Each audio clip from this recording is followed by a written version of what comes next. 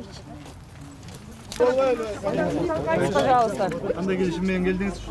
Уважаемые урматтуу журналисттер, кымбаттуу мекендештерим,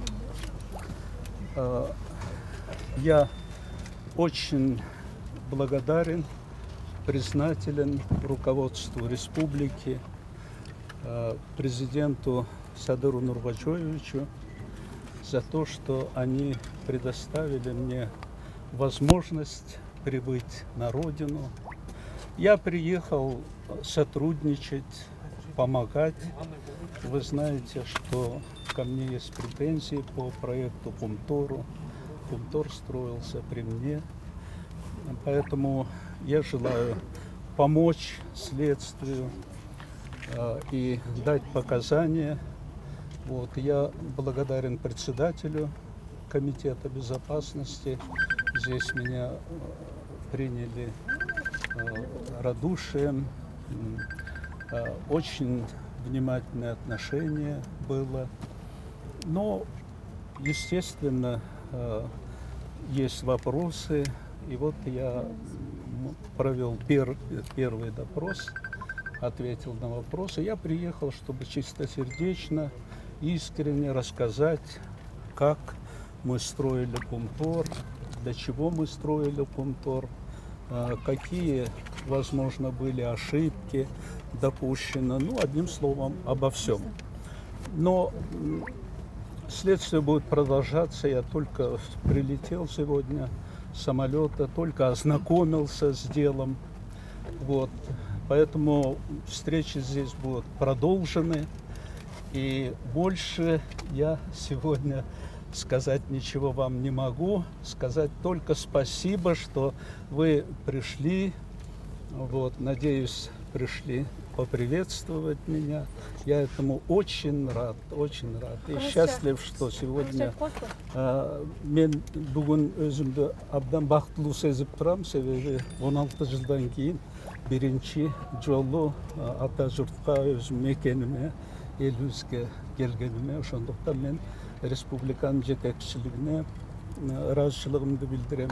Садыр Нурбачевичке ал киши ошо уруксат берип, ошон үчүн мен мына бүгүн республиканын алдында чоң маселелер турат, экономиканы көтөрөбүз деп зор аракет жасалып атат, ушундай созидательный план есть у нового руководства. Поэтому я хочу этому поспособствовать, помочь меру своих сил. Вот с этой целью я приехал. Мамлекеттин жетекчилиги менен келишим, макулдашу болду да. Ошо айтып атпайм, ошо кандай келишимдер болду? Анан Кумтөр боюнча сизге айыптоо коюлуп келет, ага мойнуңузга алдыңызбы, кандай? Анын баарын мен айтпадымбы, бүгүн биринчи гана жолугушуу болду.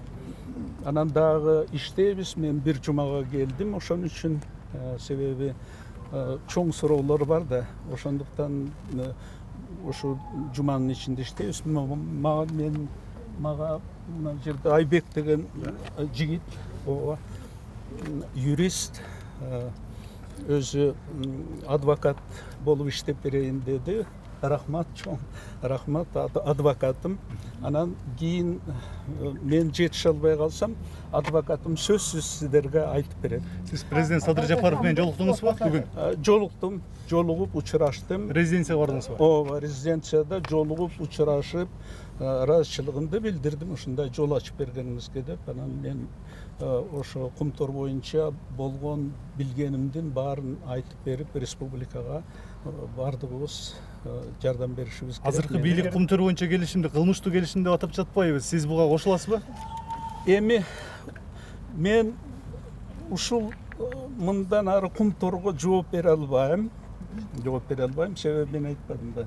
Дагы бир топ жолугушуулар болот, бардык маселелер менен таанышып, анан жооп берип, анан баары иш бүткөндөн кийин, ошондон кийин гана айталам. Рахмат. Качкындагы башка президенттердин келишине кандай карайсыз? Качкындагы башка президенттер келишине? Мен эч бир президенттерге эч кандай менин претензиям жок. Ар кимиси өзү чечет, эл менен, жетекчилик менен. Мен, дай бог, не решить свои вопросы, поэтому я не комментирую, что будет с президентами другими. Азыр сапарыңыз кайка башталат? Кемге? Азыр сапарым жоқ, мен айтпадым ба, біз бүгін жаңы ел иш менен таанышып баштадык, эртең келем дагы жерден адистер менен жолугуп, Кумтор боюнча, маселелер боюнча жооп берем. 16 жылда Бишкек кандай өзгөрүптүр? 16 жылда Бишкек кандай өзгөрүптүр?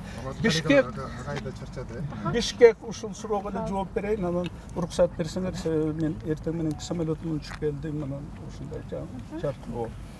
Бишкек абдан өзгөрүптүр, жакшы шаар болуптур. Мындан ары дагы ушундай гүлдөгөн, кооз шаар болсун. Мага өзгөчө мына зеленый город наш сохранился. Кыргызстанга кусалыңыз тууралуу айтыңызчы.